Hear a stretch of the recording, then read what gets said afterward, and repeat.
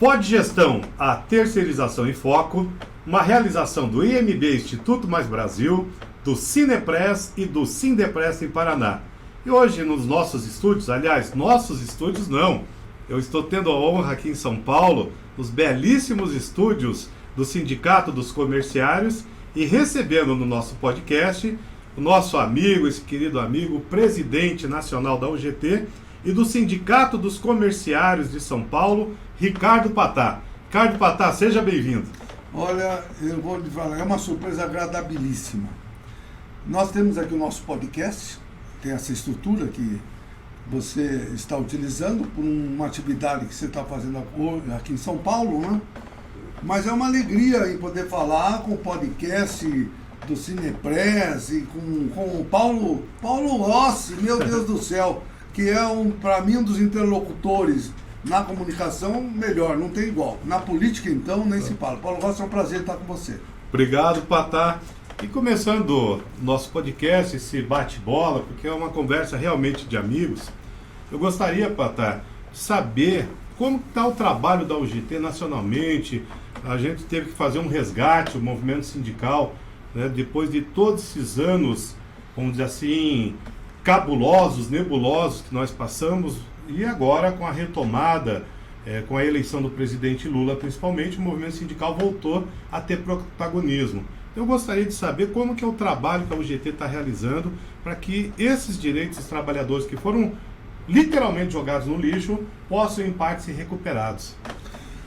Olha, meu amigo Paulo Rossi e todos aqueles que estão nos vendo nesse momento, nós tivemos esse desarranjo institucional sindical em 2017, no governo Temer, que de mudanças em 7 itens, o tal do Rogério Marinho passou para mais de 120, e principalmente com a intenção de sufocar o movimento sindical, em especial no seu custeio.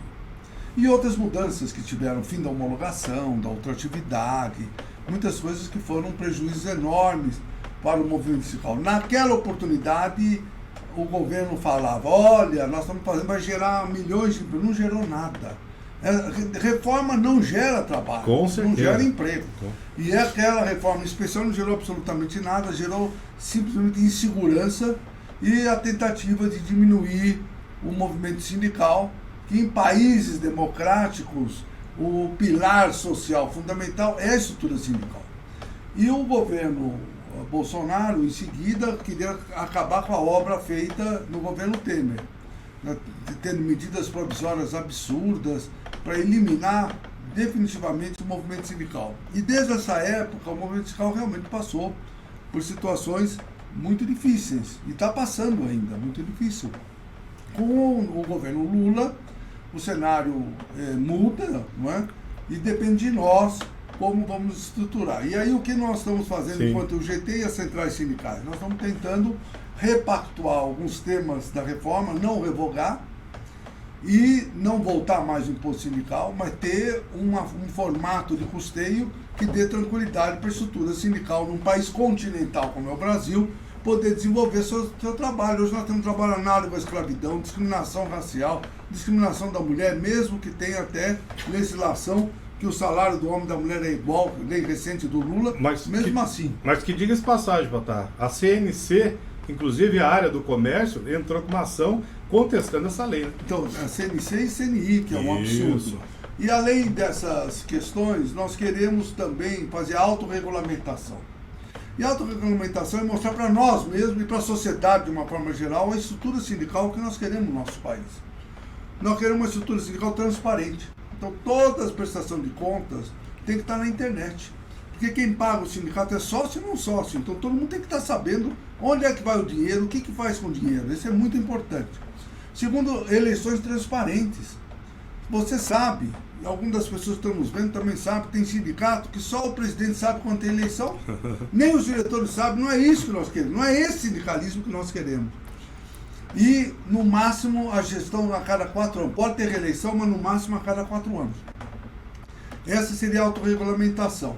E o custeio, baseado numa assembleia. Aí está uma dúvida, porque estamos tentando, costurando lá com o Gastão, deputado Gastão, que é do PSD do Ceará, e ele é da área patronal. Mas nós estamos, a várias mãos, tentando desenvolver um projeto onde se estabeleça critérios para esses temas que eu estou desenvolvendo. Nós já estamos há mais de 1 ano e meio, você vê como não é fácil, mesmo com o governo Lula, há 1 ano e meio nós estamos tentando desenvolver a pedido do próprio Lula, né? Você estava conosco quando o Lula falou, olha, ganhando as eleições, tem que ter negociação, empresários e trabalhadores. Eu não vou fazer nenhuma medida provisória, nenhuma decisão unilateral, se não houver o consenso entre empresários e trabalhadores no quesito relação capital e trabalho. E está correto.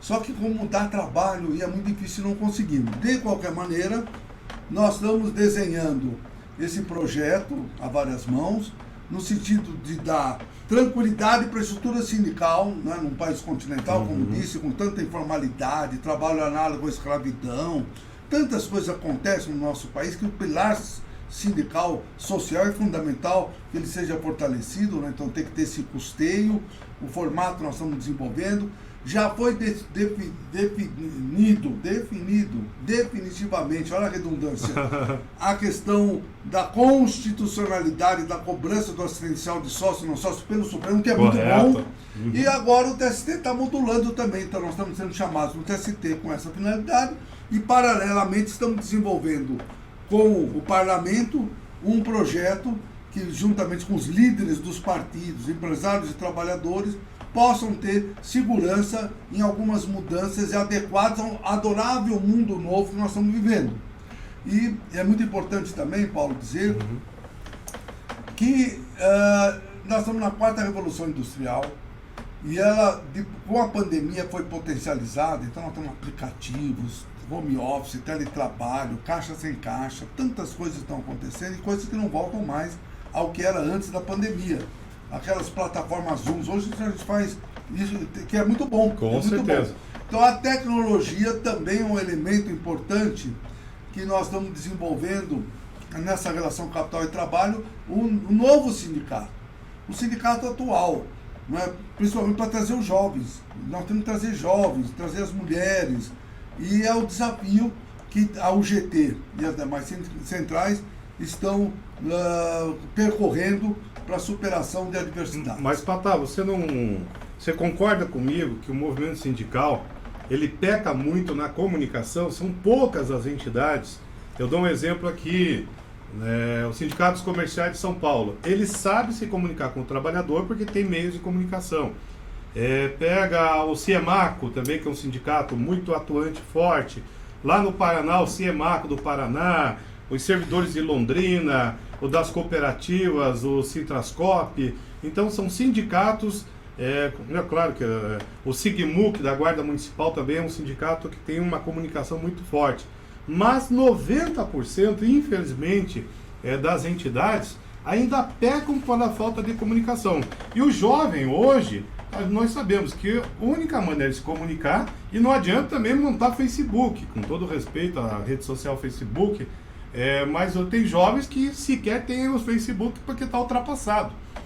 Então, como que você vê essa situação? A UGT teve uma reunião que até eu tive a honra de participar e que foi abordado esse tema e que se faz urgente o movimento sindical se preparar, e não é fazer uma qualificação futura, é uma qualificação para recuperar o tempo perdido e colocar em prática no presente. Não há dúvida, esse é com certeza o tema mais sensível e que nós temos que ter a capacidade de compreender de que forma instrumentalizar a comunicação. E esse tema, o próprio governo Lula tem feito coisas importantes. Ele fez o salário da mulher igual ao do homem, a política do salário mínimo, ele fez a política industrial, que é fundamental. Um Brasil dessa dimensão, com uma indústria pequena, nós tínhamos mais de 26% do PIB do Brasil gerado pela indústria, hoje não chega nem 9%. E a indústria gera emprego de qualidade e tem uma cadeia de outros empregos que são consequência dessa política industrial que ora instalada. A questão da sustentabilidade, a Amazonas diminuiu demais as queimadas, né, que é muito importante, e na realidade os conselhos foram todos eles colocados, conselhos sociais, o conselhão, entre outros, para que o governo escute a sociedade. Então o governo tem acertado e conseguiu, no ano 2000, 2023, um crescimento econômico de 2,9%, coisa essa que os economistas de plantão do começo do ano jamais imaginavam. Então, a inflação está controlada, os juros caíram, ou seja, o governo conseguiu. Só que a imagem do governo perante a população piorou. Sim. Isso significa o quê? Ausência de comunicação também. Correto. Então, o próprio governo tem essa questão. É uma questão muito complexa, mas o movimento sindical é muito mais grave, porque nós fazemos tantas conquistas, né? A reposição salarial, são benefícios, aumento real, tem uma série de conquistas do sindicato. A luta contra a prática sindical, que hoje, infelizmente, está comum. Muita coisa se desenvolve, só que nós não estamos conseguindo capilarizar, chegar na base, essa questão. Então, o que você aponta é, com certeza, um dos desafios mais relevantes que nós temos que buscar solução. A UGT, isso até é um projeto do nosso querido vice-presidente Roberto Santiago. 2 projetos importantes que ele nos brindou, literalmente. Foi o projeto da geração T, que é a geração trabalho, ou seja, o movimento sindical tem que ter a responsabilidade de ser o guarda-chuva de todo mundo que trabalha. Se é MEI, se é por fora, se é isso, aquilo, e vamos tentar, nessa atividade, fazer com que haja formalização, acabe com a precarização. Esse é um trabalho muito bacana, geração T. E aí o pessoal pode, no site da UGT, buscar compreensão um pouco mais desse tema. E o segundo, nós montamos uma central na minha sala da UGT, com todas as redes sociais. E aí nós vamos ver como estão os sindicatos, as centrais, a nossa, com relação a vários temas. Porque hoje, muitos jornais noticiam questões colocadas pela rede social. Se você quiser. É impressionante como a própria imprensa ela está utilizando o instrumental das redes sociais. Então a UGT já começou... Inclusive, desculpa, as fake news, que são as notícias mentirosas. Exatamente, nós precisamos combater isso. Então nós precisamos buscar alternativas de que forma comunicar. Uma delas é essa que você está fazendo lá no Paraná, eu também faço aqui em São Paulo. Mas cada sindicato tem que buscar a compreensão. Tem sindicato, você vai no site, o site está desatualizado há mais de 1 ano, 2 anos. Não pode. Né? As pessoas precisam se comunicar e precisam buscar alternativas, porque também não adianta comunicar, falar uma série de coisas e não dar resposta para a demanda do trabalhador. Sim. Nós temos que ter um canal que as críticas que cheguem, elas sejam, pelo menos, discutidas, debatidas e devolvidas. Olha, o senhor criticou isso aqui dentro do sindicato, nós temos a dizer isso. Ou então, muito obrigado, a sua sugestão nos ajuda muito a crescer. Ou seja, comunicação é o maior desafio do movimento sindical, caro Paulo.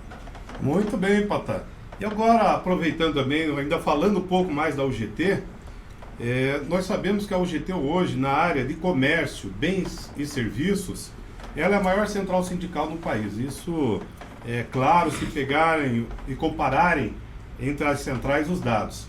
E a central a UGT é uma central muito eclética, ou seja, tem que trabalhar a área do comércio, da indústria, do servidor público e toda essa situação. Nós temos a questão da terceirização, que muitos sindicatos, inclusive o Sinepres, trabalham nesse segmento. Porém, a terceirização tem um entendimento do próprio STF que a terceirização ela não fica mais na atividade meio, né? Agora é atividade fim, meio, ou seja, liberou geral. E como que você vê essa situação, Patá? Porque nós defendemos a terceirização legal, né? A terceirização com responsabilidade, mas nós sabemos que tem muita terceirização também que prejudica o trabalhador. Esse é um tema importante para a UGT, ela é muito cara para nós, porque nós temos realmente muitos sindicatos de terceirizados. E com terceirizados que têm essa vocação, a valorização da terceirização legal. É essa que nós defendemos.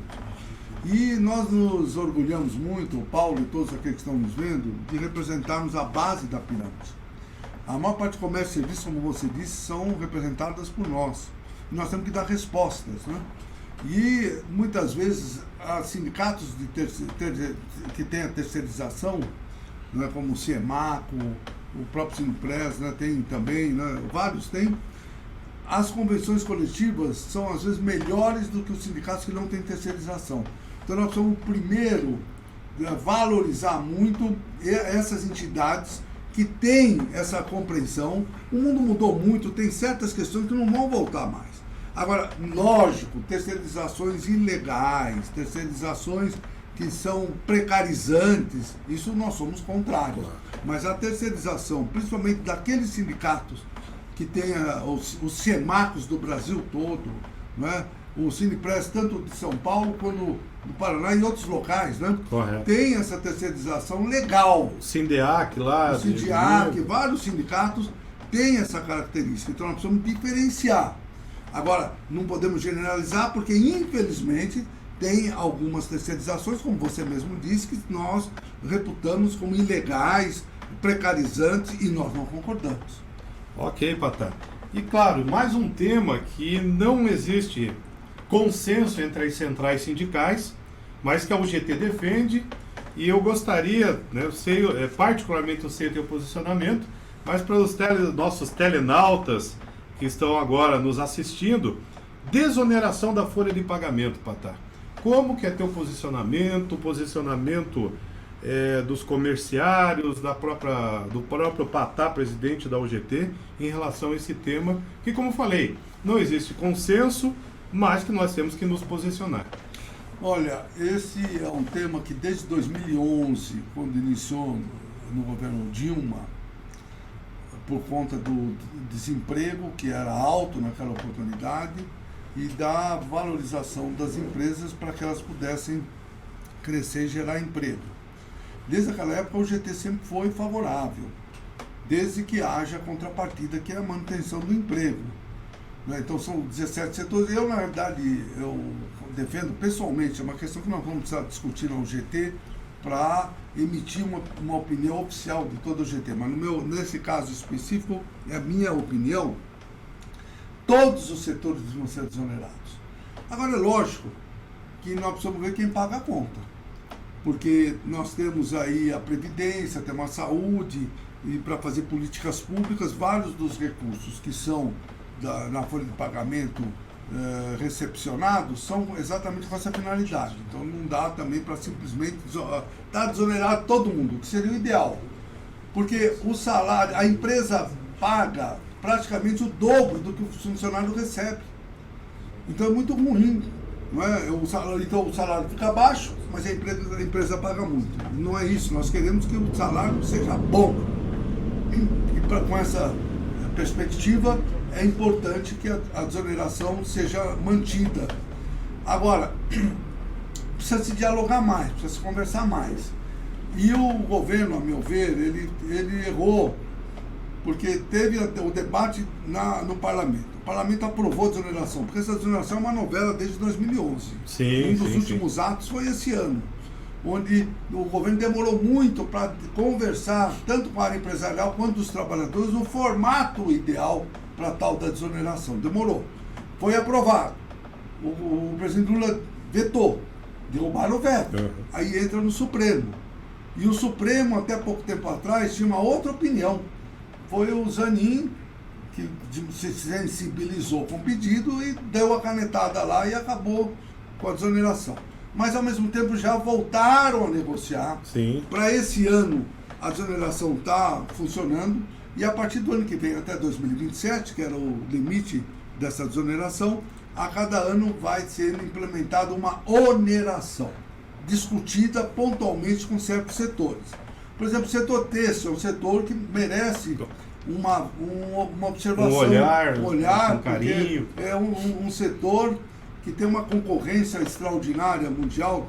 É uma outra coisa que eu também, como presidente da UGT, tenho debatido muito, são essas plataformas chinesas, a tal da Shein, que concorre de forma desleal, porque não paga imposto nenhum. Sim. E não gera, então, tributos para o Brasil. Não gera emprego aqui. Não gera emprego e derruba o emprego do Brasil. Gera emprego lá. Nós não queremos isso. A China não precisamos ser tão benevolentes de ficar preocupado com o emprego na China. Vamos ficar preocupados com o emprego aqui. Então a desoneração é um tema que eu defendo, mas eu defendo também um diálogo.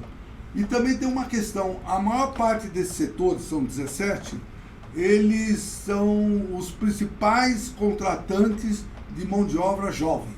O primeiro emprego é muito difícil para a pessoa conseguir, Com senão você certeza. fica um tempão. Nesse caso, eles já tem, muitos deles já estão empregados. E uma outra questão. Desculpa, que é a área do telemarketing. Telemarketing, tem muitos Isso. jovens lá. E tem uma outra questão que é importante, é que quanto mais se impede essa ação, as empresas estão optando para trocar o ser humano por máquina, no próprio telemarketing. Sim. Hoje, muitas vezes, o senhor e a senhora que estão nos vendo, se ligar, quem vai atender é a máquina. E quem é que vai dar sustentação para o ser humano se a máquina que está sendo contratada? Então, muitos setores estão contratando, tirando gente para pôr máquina. Então, essas questões nós precisamos ter mais equilíbrio, avaliar um pouco melhor, não é? Mas eu sou favorável, sim, a uma desoneração que tenha esse conceito: contratação, manutenção do emprego, qualificação, capacitação, que são questões necessárias para esse adorável mundo novo do Aldous Huxley que nós estamos vivendo hoje. Isso aí, Ricardo Patá. Podgestão, terceirização em foco, tendo a honra hoje de fazer esse bate-papo com o Ricardo Patá, presidente nacional da UGT. Patá, nosso programa está quase chegando ao final e eu gostaria, principalmente, a área que você é um grande especialista, que é a questão dos comerciários. E os comerciários, como você falou, esse comércio online, essas empresas da China. Agora nós vimos ontem uma matéria que o Mercado Livre cada vez mais cresceu em lucratividade e outras empresas, aquele que o comércio local está instalado, está penando.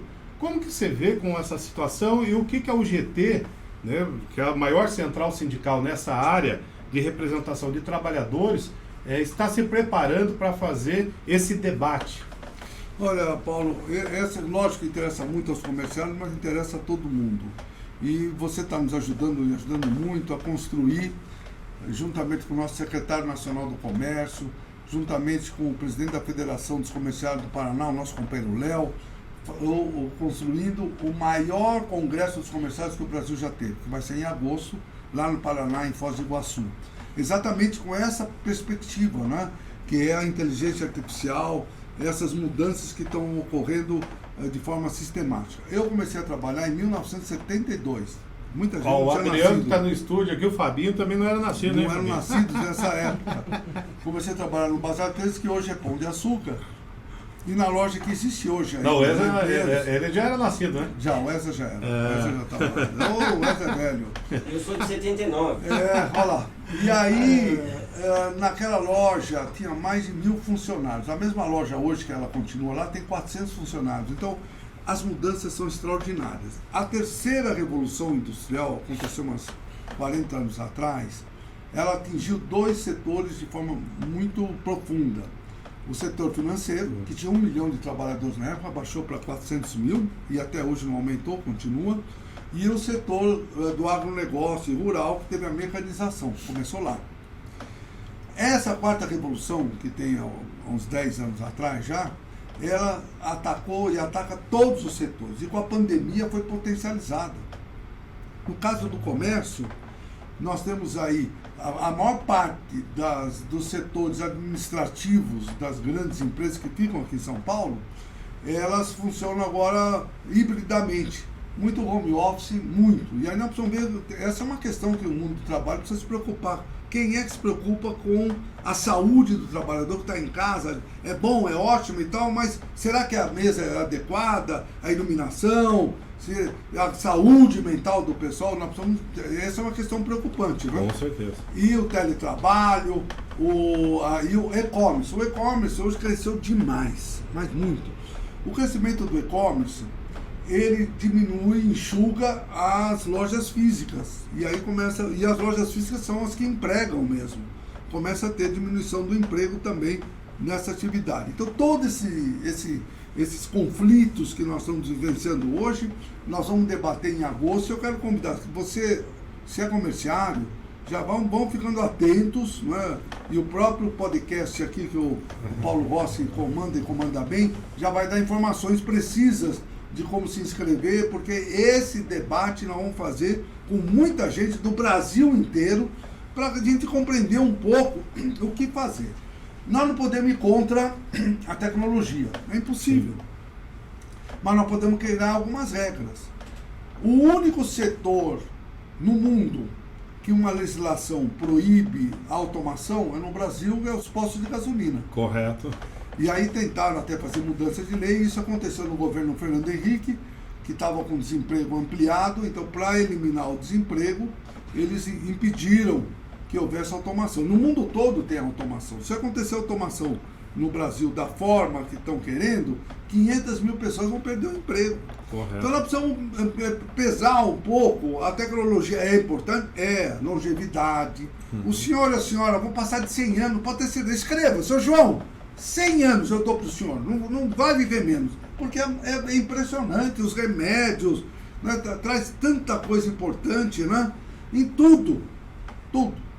E só que nós temos que ter algumas preocupações, e não engessar, mas tem que estar trabalhando. É a mesma coisa da desoneração. Nós somos favoráveis, mas tem que manter, porque se a gente fala, pode desonerar, tá tudo ok, aí a empresa começa a mandar a gente embora, pega a máquina, não é isso que nós queremos. Nós queremos esse mundo novo ser adequado à manutenção e à inclusão do trabalhador e da trabalhadora. Isso aí, Ricardo Patá. Lembrando que esse Congresso dos Comerciários ele vai ser realizado no Paraná, em Foz do Iguaçu, de 22 a 24 de agosto. Mas logo nas redes sociais, nas páginas dos sindicatos filiados ao GT, vocês vão ter todas as informações. E o Pod Gestão, a terceirização em foco, está chegando ao final. Eu quero agradecer ao amigo, nosso líder, Ricardo Patá, por estar aqui presente com a gente, nos brindando com essa entrevista. Então, suas considerações finais, Ricardo Patá. Bom, primeiro eu agradeço muito. O Paulo veio para São Paulo, veio de carro, lá do Paraná, para vir aqui nos fazer essa visita. Trouxe doce para nós. É impressionante, vou dar para todos os funcionários doce que eu trouxe. Ele é uma pessoa... E o Paulo Rossi, pessoal, ele tem, do ponto de vista político, uma compreensão que poucos sindicalistas têm. Eu me orgulho muito da nossa relação. Ele foi secretário do Trabalho no Paraná, ele sempre está na articulação de ter o piso salarial, tanto lá como em outros locais do nosso país, e representa, né, as pessoas mais precarizadas na sua pasta. Até é bom que o pessoal escute o que você faz na pasta, que tem gente que não sabe ainda. Fala, pessoal. Então tá bom, Patá. Eu fui presidente da UGT Paraná, né, por 15 anos, mas eu achava que já tinha dado a minha cota de contribuição como presidente. E aí, claro, o Patá mesmo me perguntou o que eu queria fazer. Eu falei, olha, eu comecei um tema quando era secretário do Estado no Paraná, que era a economia solidária. E esse tema ficou por anos parado, e nós conseguimos uma articulação política com tanto deputados da oposição à então governadora Cida, que eram do PT, e quanto da situação construir, e nós conseguimos na Assembleia, através, e tem que fazer justiça ao deputado Lemos, do PT, professor Lemos, nós conseguimos aprovar esse projeto lá de economia solidária. E esse é um tema que me apaixona muito. Por quê? Porque a economia solidária é um caminho para o empreendedorismo, para aquele jovem que quer empreender e ele não quer o registro em carteira assinada. Então a economia solidária, tem a questão da economia criativa, que é a questão da cultura, principalmente, Patá. E nós temos que estimular a cultura nesse país que foi tão abandonada durante o último governo que passou. Então nós temos que resgatar esse papel. E para minha alegria, ontem, lá na Assembleia do Paraná, durante a semana, também foi aprovado, foi regulamentada a questão da economia solidária. Então a economia solidária é uma forma muito forte do desenvolvimento. O atual secretário de Economia Solidária, que foi resgatado agora durante o governo Lula, o Gilberto Carvalho, ele está estimulando agora o encontro, vai ter um encontro nacional da economia solidária, que a gente tem que levar propostas. Então, dentro da pasta, é isso que nós estamos construindo. E para finalizar, até porque o nosso entrevistado, o Ricardo Patá, E sindicalista gosta de falar muito, né, Patá? Então ele fica levantando a bola. Nós estamos desenvolvendo um projeto, Patá. Esse projeto, na realidade, já está pronto. E só depende agora do financiador. Nosso maior parceiro que nós estamos buscando é Itaipu, que é desenvolver o Vale da Ribeira. O maior índice, aliás, o menor índice de IDH, de pobreza desse país, comparado, se fala muito no Norte e Nordeste, mas aqui no Sul, né, e no Sudeste, que faz divisa com São Paulo, é a questão do baixo do IDH do Vale da Ribeira. Então, a UGT está encampando isso, eu estou tendo a honra, o projeto já está escrito, e agora só falta a Itaipu que chancelar isso. Então, Patá, essa é a minha área, mas agradecendo a você mais uma vez pela sua entrevista, agradecer o pessoal aqui do estúdio, toda a comunicação dos sindicatos comerciais da UGT pelo apoio, também o Adriano, que é o nosso diretor técnico aí do Podgestão, a terceirização em foco, uma realização do MB Instituto Mais Brasil, do Cinepress e do Sindeprest em Paraná. Muito bom, só me resta agradecer e desejar a vocês conscientização para a mudança no Brasil. Vamos nos qualificar, vamos nos capacitar e vamos dar oportunidade para os homens e as mulheres do Brasil. E viva o Brasil! Viva o Brasil!